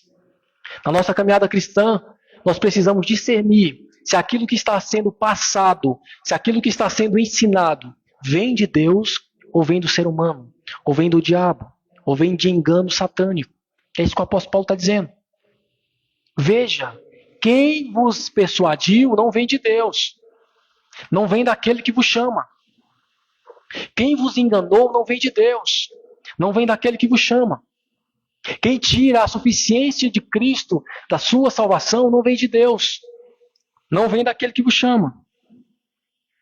No ambiente atual, as nossas influências podem vir de todas as formas. Filosofia, pode vir de crenças populares, de uma vida de tradição, de uma vida cheia de preocupações materialistas. Na nossa vida atual nós vivemos sobre isso. Mas nós precisamos discernir se tudo o que nós estamos deixando entrar na nossa vida, se aquilo que nós estamos tendo como fundamento de doutrina, de verdade, vem de Deus ou não vem de Deus. Porque se vem de Deus, é de Deus. Mas se não vem de Deus, se vem de qualquer outra coisa, não vem daquele que vos chama. É isso que o apóstolo Paulo está dizendo. Vem de origem humana, vem de origem satânica, vem de origem de demônios.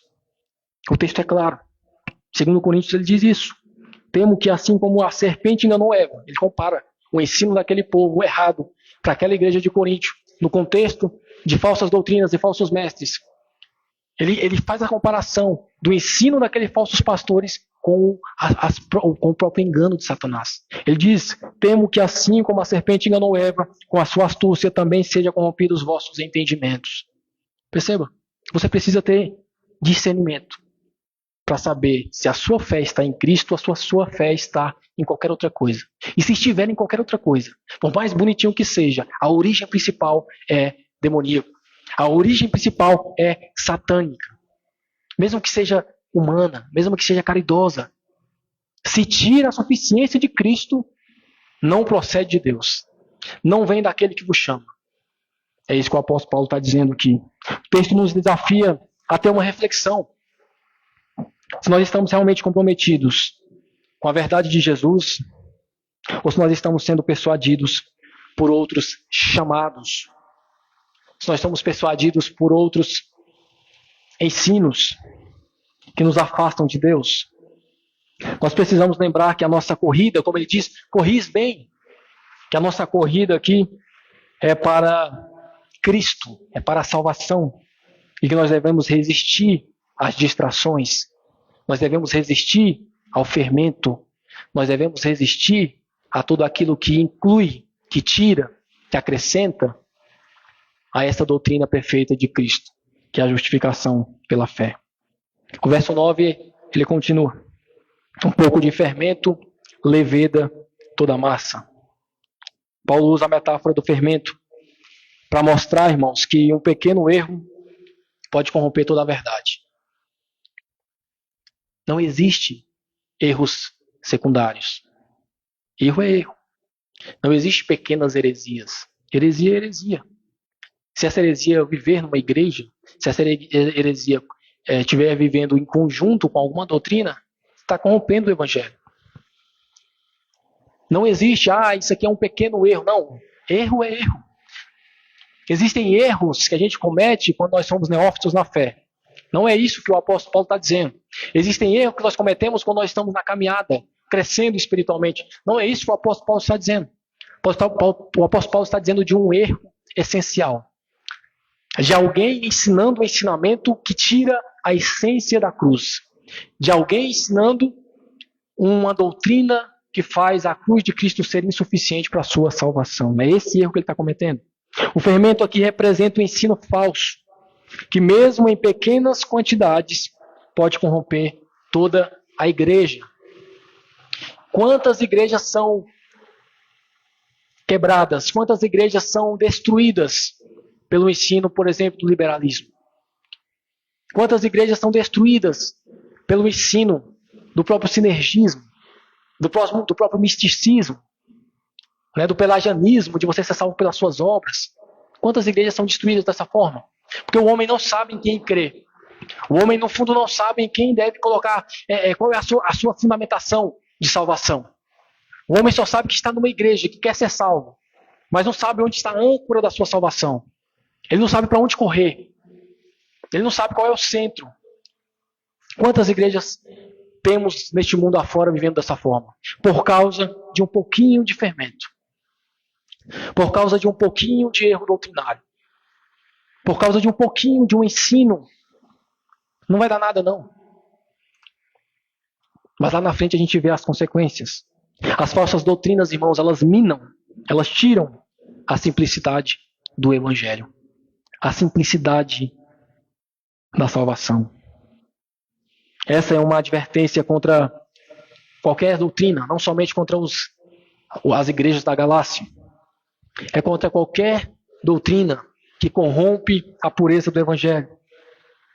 O apóstolo Paulo, 1 Coríntios capítulo 5, nos versos 6 e 7, ele usa a mesma figura do fermento ao falar da influência do pecado e da necessidade da pureza. Porque quando entra uma doutrina, um falso ensino, entra o pecado, porque você está desobedecendo. E quando entra o pecado, automaticamente a igreja, automaticamente você deixa de ser puro com Cristo. Você deixa de ter a relação pura com Cristo, a simplicidade do evangelho. Nós devemos estar atentos contra esse fermento, principalmente nós, ministros do evangelho. Precisamos estar atentos à pureza do evangelho, à simplicidade do evangelho. aos falsos ensinos que podem levedar, que podem misturar essa massa e fazer uma massa quase imperceptível, mas que no fundo vai produzir pães, vai produzir frutos visíveis, vai produzir frutos que não são puros, que não são simples no Evangelho. E em meio a essas tentações, em meio a esses erros, a nossa confiança deve estar firmada no Senhor Jesus, no Evangelho, na simplicidade, que Ele preserve o seu povo na verdade e nos faça andar nesse Evangelho puro, sem falsos ensinos, sem levedar a massa, sem falsa doutrina, nos fazendo andar no Evangelho puro e simples, como o apóstolo Paulo está defendendo nesses versos. O verso 10 ele segue dizendo: tenho confiança em vós, em vocês, por meio do Senhor Jesus, que de maneira alguma mudareis de opinião, mas aquele que vos perturbar será julgado por isso, seja quem for. Paulo agora vai demonstrar a sua confiança naquela igreja. Tenho confiança em vós, irmãos. Eu confio em vocês. Eu sei que vocês são crentes genuínos. Eu passei por aí, eu fundamentei essa igreja. Eu confio que vocês permanecerão nessa verdade, que vocês não deixarão esses falsos ensinos propagarem, que vocês não crerão nesses falsos ensinos. Ele adverte àquela igreja: eu confio que vocês não cairão nessa confusão de doutrinas. Essa confiança que Paulo tem é fundamentado na fidelidade de Deus. Olha o que ele fala: tenho confiança em vós por meio do Senhor. O que ele está dizendo? Eu confio em vocês por meio de Cristo. Porque a fidelidade que eu tenho em vocês é a fidelidade que Cristo tem em nós. É a fidelidade do Evangelho, do próprio Evangelho. Por meio de Cristo, por meio do Senhor, eu creio que vocês vão seguir firmes, que vocês não mudarão de opinião. Paulo não confia apenas na igreja. Ele confia na igreja porque ele confia em Deus. Ele sabe que Deus seguramente tem uma igreja genuína. Ele não está confiando em homens. Ele confia em homens porque ele confia no Senhor. Ele sabe que aquele Senhor, ele é capaz de segurar aqueles homens na verdade. É isso que o apóstolo Paulo está dizendo. Paulo não confia apenas na fidelidade dos Gálatas, porque nós somos seres humanos e caímos, mas na ação do Senhor para preservar aquele povo, na ação do Senhor para preservar aquela igreja, mostrando a sua dependência da graça. Em Filipenses, capítulo 1, do verso 6, Paulo reforça essa confiança. Ele diz: aquele que começou a boa obra em vós há de completar até o dia de Cristo Jesus.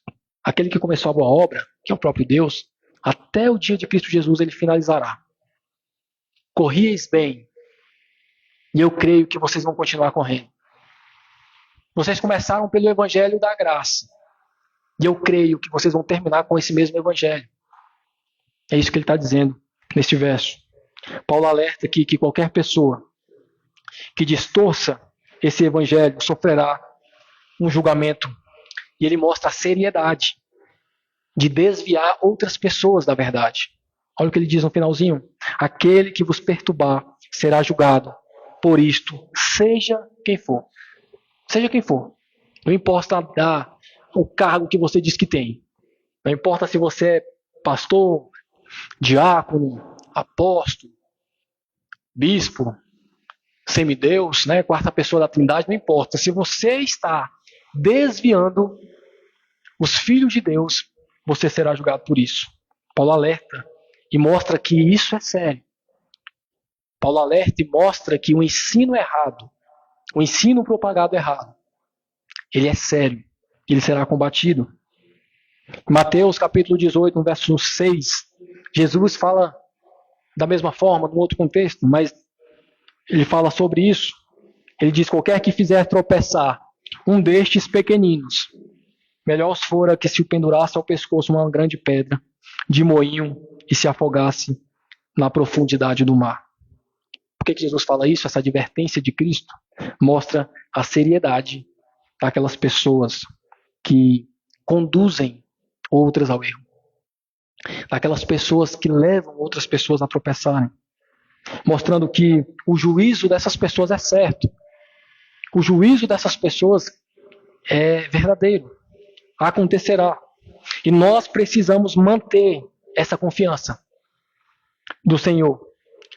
Nós precisamos manter essa confiança de que Ele, por Ele, Ele vai manter aquela igreja firme. E por Ele vai castigar qualquer pessoa que vier a fazer outra tropeçar. Que ensinar uma doutrina contrária à doutrina do Evangelho. Isso acontecerá, irmãos. Se não acontecer na vida, vai acontecer na morte, na condenação eterna. O verso 11 e 12 diz assim: E eu, irmãos, se eu ainda prego a circuncisão, por que então ainda sofro perseguição? A pergunta, né? Assim a ofensa da cruz seria cessada. Bom seria que fossem cortados aqueles que vos perturbam. É o que ele fala. Se eu ainda prego a circuncisão, por que eu ainda sou perseguido? Por quê? Porque no meio daquela igreja havia boato de que o apóstolo Paulo ainda defendia a circuncisão. Então ele fala, se eu ainda prego a circuncisão, por que eu sou perseguido pelos judeus? Não há lógica nisso. Não há lógica. Se eu prego a circuncisão, era para eu ser bem aceito com os judaizantes. Era para eu ter uma boa relação na sinagoga. Não era para eu sofrer. Né? É isso que ele faz essa pergunta retórica. E ele diz assim a ofensa da cruz teria cessado. Ou seja, a cruz que ofende essas pessoas teria cessado. Essa ofensa teria cessado. Se eu prego a circuncisão, eu não sou mais mal visto por esse povo. E a ofensa da cruz, porque a cruz ofende aquelas pessoas que querem ser salvas pela sua própria força, são ofendidas quando você diz, você não faz nada. O seu ego é quebrado quando você diz, pode fazer o que você quiser, meu irmão. Se você não confiar em Cristo, você não será salvo. O seu ego é quebrado, é uma ofensa. É loucura e é ofensa para todos nós que somos humanos, temos o nosso ego inflado. Como assim? A minha salvação depende de outra. A minha salvação depende de alguém e não depende daquilo que eu faço. E aqui deixa claro, e a gente sempre fala isso quando tem oportunidade, existem apenas duas religiões no mundo. A religião que Deus vem de cima, desce e salva o homem, é uma religião, e a religião verdadeira. E há todas as outras religiões, juntas, de todas as outras denominações, que é a religião que o homem faz de baixo para cima a sua salvação. Que o homem conquista, que o homem consegue, que o homem tem capacidade. Existem essas duas religiões. E a religião verdadeira, ela ofende. A ofensa da cruz, de que a cruz de Cristo é salvação para nós, ela ofende. Por isso que o apóstolo Paulo, assim a ofensa da cruz teria cessado. Eu não estaria sofrendo. Mas não, eu prego a salvação por Jesus. E ele diz, bom seria que fossem cortados aquele que vos perturbam. Bom seria que fossem tirados de vocês. A mensagem da cruz ainda ofende. E Paulo declara que bom seria que fossem cortados do meio de vocês aquele que vos perturbam. Bom seria se fossem expulsos essas pessoas. Eles não são cristãos e além de não ser cristão, atrapalha a igreja. Paulo declara como o legalismo é prejudicial. Como a religiosidade é prejudicial. Como a fé em qualquer outra coisa, a não ser em Cristo, é prejudicial. Bom seria que fossem cortados aquele que vos perturba. Essas pessoas estão perturbando vocês. O verso 13, para nós finalizarmos, ele diz, porque vós, irmãos, vocês, irmãos, fostes chamados à liberdade. Vocês foram chamados para a liberdade.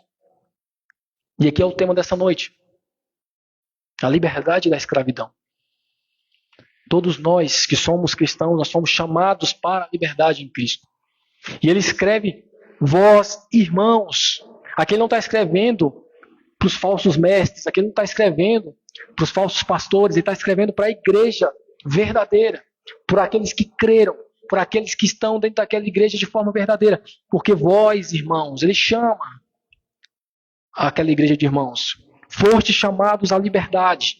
E aí ele traz uma observação, apenas não usem da liberdade para dar ocasião à carne, para pecar, mas para servir uns aos outros em amor. Paulo encerra esse verso 13, lembrando aos Gálatas, lembrando àquela igreja, de que nós somos chamados para viver a liberdade cristã.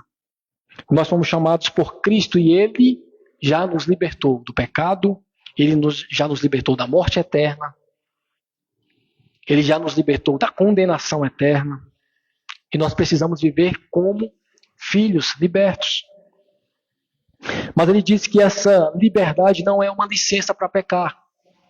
E aqui entra muitas vezes, né, quando nós pregamos, principalmente quando nós pregamos ali a fundamentação da nossa fé, de que nós somos salvos através de Cristo, as pessoas falam isso.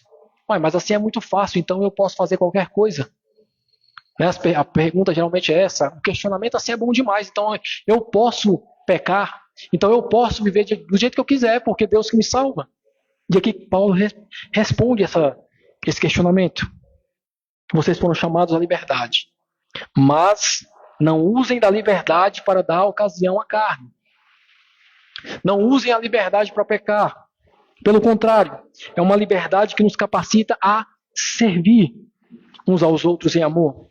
É o que ele diz. Mas para servir uns aos outros em amor, no final do verso. A liberdade do cristão é o poder de obedecer a Deus, livre das cadeias do pecado, livre do medo da condenação, livre da pressão de ter que submeter a regras e procedimentos para ser salvo. Você vive em obediência a Deus, em amor com uns aos outros. É uma liberdade com responsabilidade.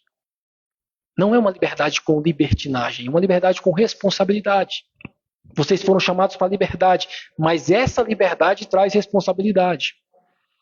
É uma liberdade com obediência. Obediência a Deus, a Cristo, e não obediência à lei, e não obediência a regras humanas, não obediência a doutrinas humanas, obediência à doutrina bíblica, fundamentação bíblica.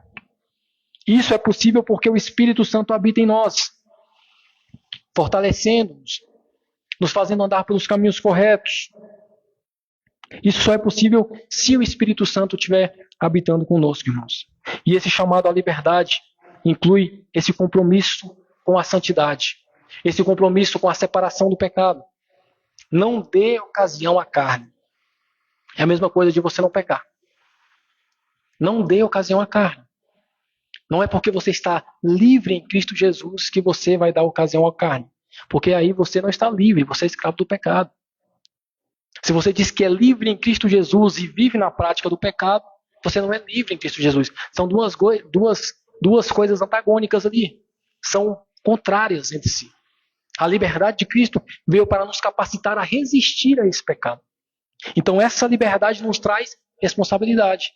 Essa liberdade nos traz capacidade para resistir ao mal. Essa liberdade também significa não voltar à prática do pecado. A verdadeira liberdade nos leva a viver em amor e a servir uns aos outros, como no fim do verso diz aí.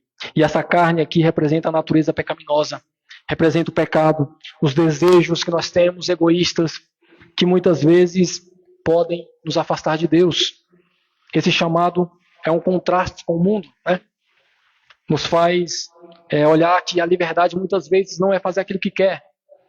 Perceba como o mundo prega de forma diferente. Eu sou livre, então vou fazer o que eu quero. A liberdade bíblica é o contrário disso. Se você faz o que você quer, você é escravo da sua vontade. Se você faz aquilo que deseja, você é escravo do seu desejo. Se você faz aquilo que tem vontade, você é escravo da sua vontade. A liberdade bíblica nos abre os olhos para isso. Agora, se você tem poder para frear os seus desejos através do Espírito, as suas vontades, aí você é liberto. Porque aí agora o pecado não te domina. Porque as suas vontades não te dominam. Aí sim você é livre para fazer o bem. Para resistir ao mal. E essa é a liberdade cristã. A liberdade em Cristo Jesus, que nos dá força para frear a nossa própria vontade. Inclusive a vontade de ser salvo por conta própria, que é o contexto da carta. Inclusive a vontade de ser salvo através da carne. O apóstolo Paulo aqui, alguns estudiosos dizem, quando ele fala sobre a carne, não useis da liberdade para dar ocasião à carne, ele faz um paralelo com a circuncisão, né? que é também uma forma de você mutilar, uma automutilação. Não dê ocasião à carne, não coloque a sua força na sua carne, nos seus desejos, nas suas vontades, naquilo que você confia. A nossa liberdade não é para satisfazer os nossos próprios desejos, mas para buscar a glória de Deus, amar o próximo, servir uns aos outros, como ele diz aqui no fim do verso, né? Servir uns aos outros em amor. Então Paulo deixa claro que a essência da vida cristã é o amor a Cristo e o amor ao próximo. Fazendo isso, você é livre em Cristo Jesus. Fazendo isso, você está cumprindo os mandamentos de Jesus. Fazendo isso, você está cumprindo a lei, porque você está obedecendo a Cristo e Cristo cumpriu a lei.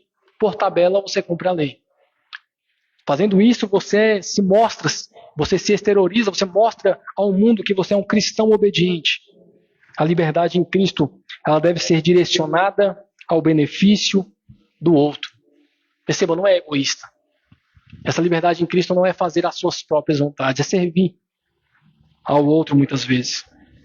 Então, como cristão, nós somos chamados a usar, irmãos, a nossa liberdade para abençoar, para edificar, tanto a nós mesmos como o próximo.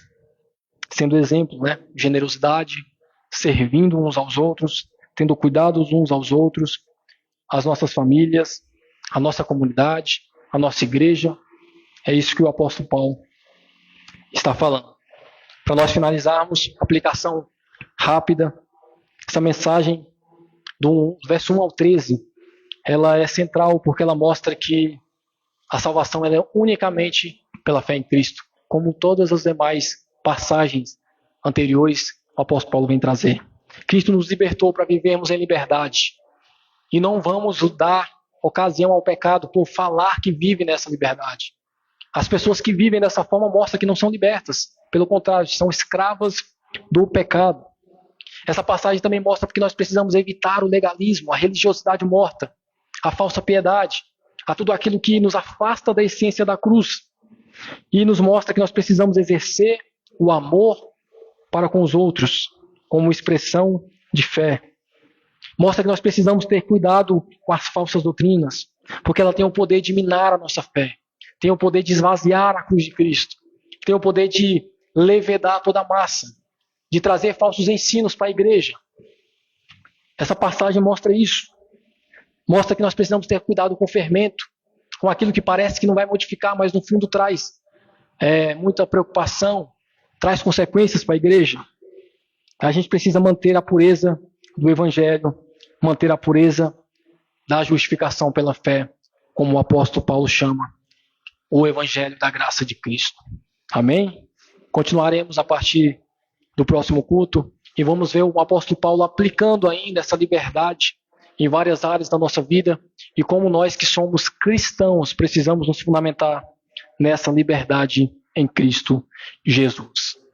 Gostaria de convidar o grupo de louvor e logo mais estaremos dando início aí à celebração da ceia.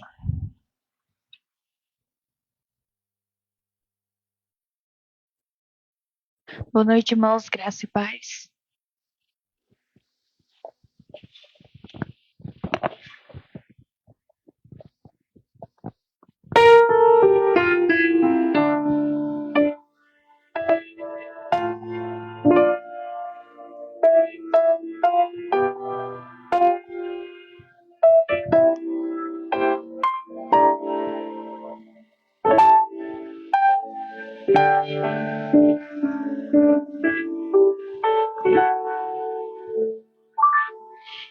Ele foi onde ninguém pisou, curou quem não esqueceu.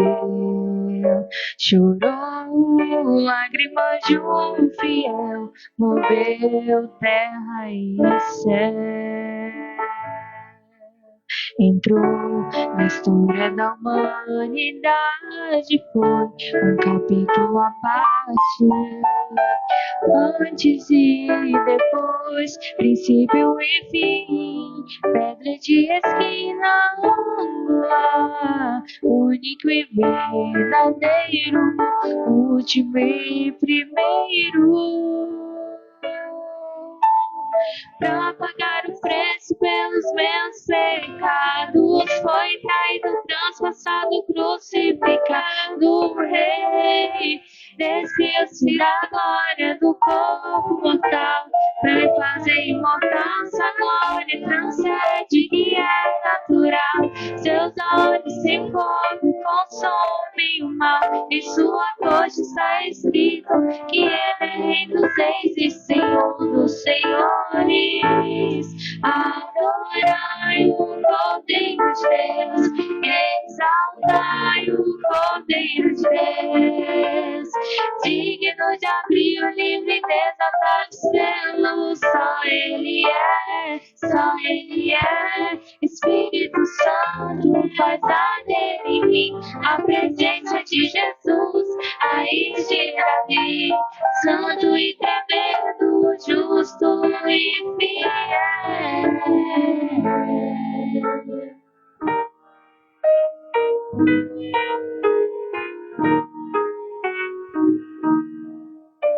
Absoluto, exaltado, ele é Senhor, leão imbatível, campeão de Judá, revelação perfeita, santo de Israel, e seu DNA tem os mistérios de Deus, extraordinário, nele não há defeitos, onipotente, indescritível, incomparável, desejado das nações, príncipe do céu, estrela da manhã, Emmanuel.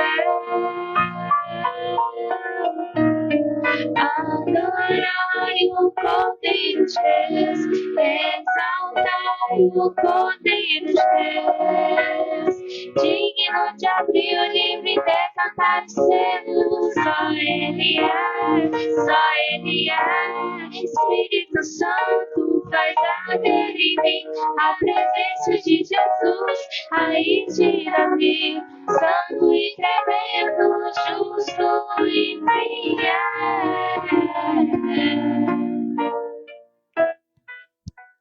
Agradecemos a oportunidade. Amém. Vamos dar início à celebração da ceia. Gostaria de convidar os pastores a distribuírem, enquanto a gente reflete faz uma reflexão nesse tema, nessa perspectiva de ordenança do nosso Senhor e Salvador, sabendo que Ele nos envia como cristãos a ter, no nosso dia a dia, dentro do nosso contexto de igreja, a celebração da ceia que mostra a morte e a ressurreição e mostra que nós estamos esperando a segunda vinda dele. Isso mostra que nós somos servos e estamos aguardando essa justificação final, essa salvação final, essa volta dele. E isso exterioriza de forma prática de que nós somos obedientes e de que nós somos filhos aguardando a volta do Pai. Eu convido os pastores a estarem entregando, enquanto o louvor toca, para a gente refletir.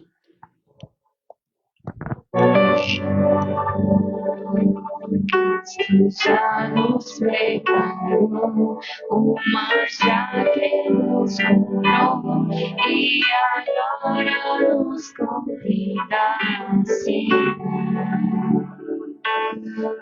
Celestial lunar que de graça Deus dá, vem comigo tua alma saciar. Vencerá, o mestre chama, vencerá. Mesmo hoje tu te pode saciar. Poucos mais multiplicou, em mim o transformou. Vem comigo a Jesus, vencerá. Vamos ficar de pé, vamos orar ao Senhor e vamos ler a passagem que fala a respeito dessa ceia do Senhor. 1 Coríntios, o apóstolo Paulo escrevendo àquela igreja, ele nos orienta dessa forma. Porque eu recebi do Senhor o que também vos entreguei.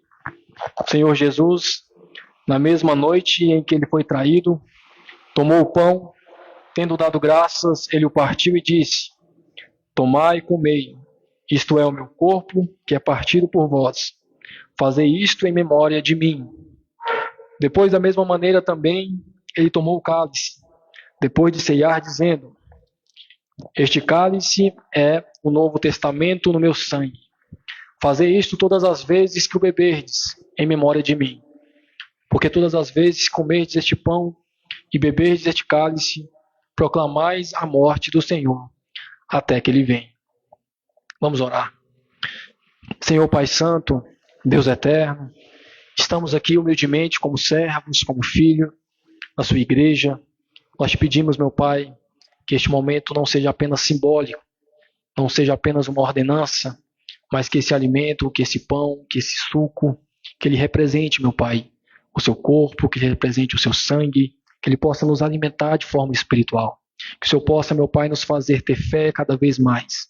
Que a nossa fé possa aumentar a cada dia. Que nós possamos viver, meu Pai, aguardando a sua segunda vinda. Que tudo, meu Pai, que for nos ensinado, que seja guardado no nosso coração, na nossa mente, através do Teu Espírito, para que nós possamos vir a praticar e possamos exteriorizar, mostrar ao mundo que somos filhos aguardando a sua volta. Nós te pedimos, te agradecemos, no nome do Senhor Jesus. Amém. Comamos, bebamos.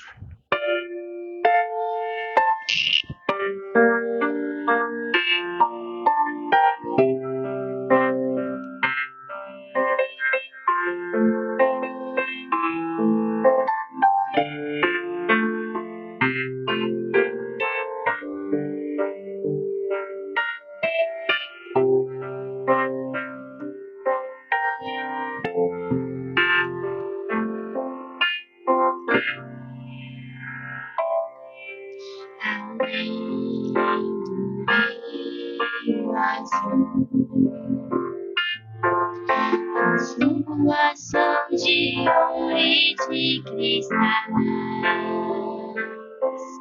ali tudo é vida, ali tudo é paz. Morte e choro, nunca mais. Tristeza e dor, nunca mais. Além do rio azul, insinuação de ouro e de cristais, ali tudo é vida, ali tudo é paz. Morte e choro, nunca mais.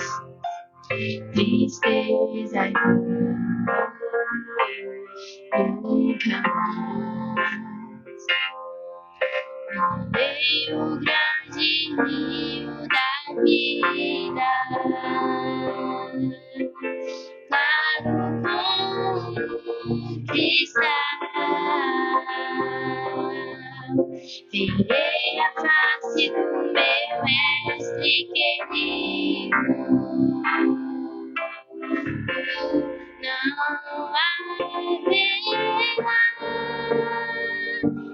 mais noite ali, não haverá nenhum clamor. Verei os olhos de Jesus e tocarei. Jesus tem fim, não haverá mais noite ali, não haverá nenhum clamor. Verei os olhos de Jesus e tocarei. Jesus tem fim. Agradecemos a oportunidade.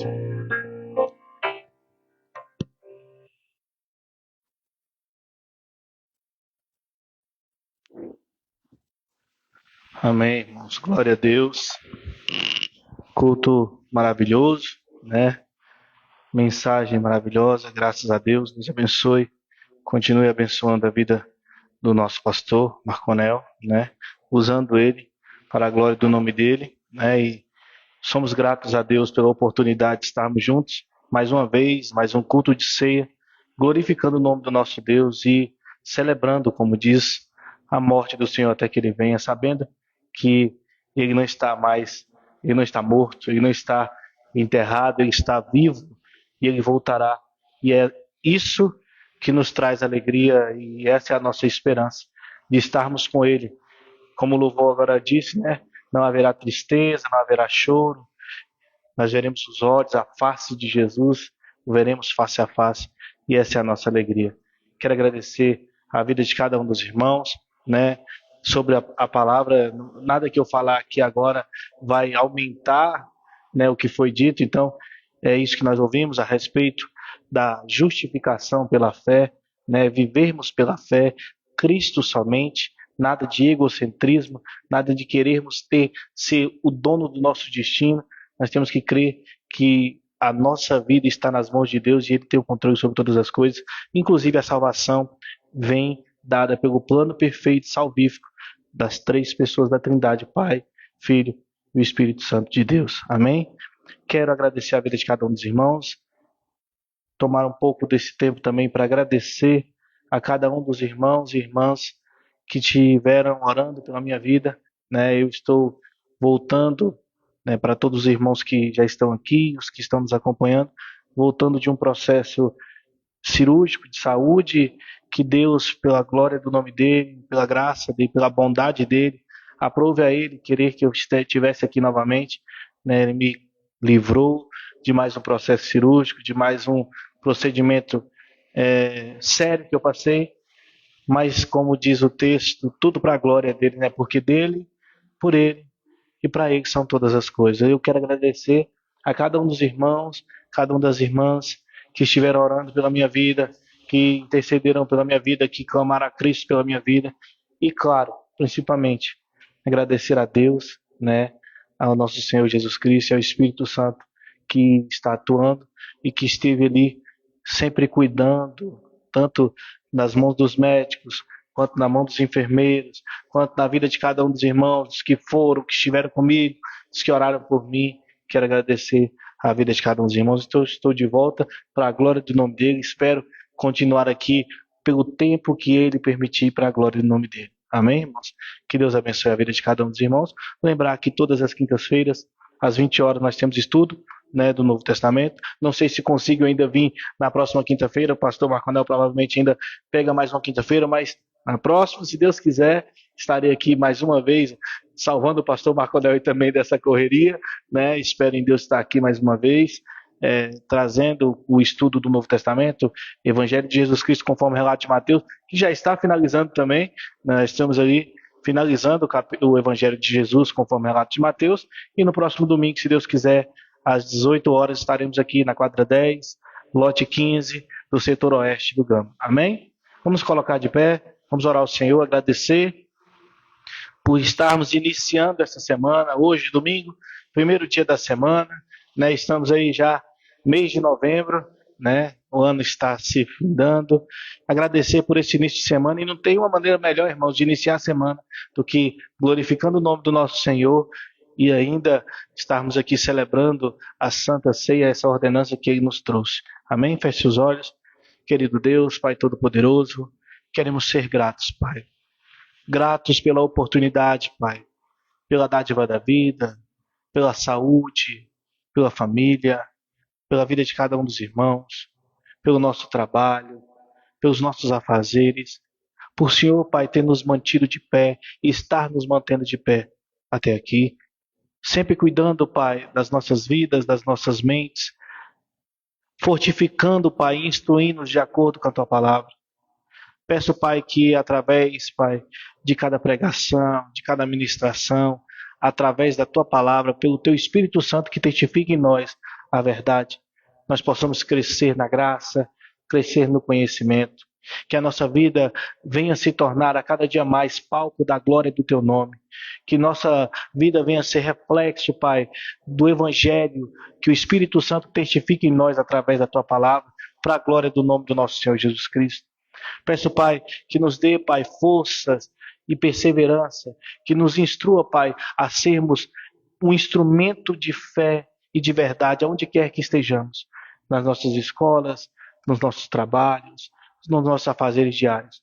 Que as pessoas venham enxergar a Cristo através das nossas atitudes. Nós possamos, Pai, viver de fé em fé, para a glória do Teu nome.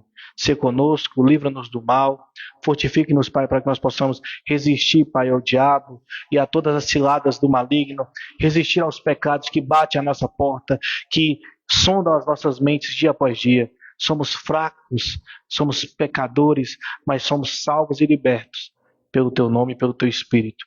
E por isso, e nessa liberdade que ouvimos hoje aqui, somos libertos não para a libertinagem, mas somos libertos para a perseverança na fé e no amor da Tua verdade. É isso que eu te peço, Pai, e te agradeço no nome de Jesus Cristo. Amém e amém. Está finalizado o nome de Jesus.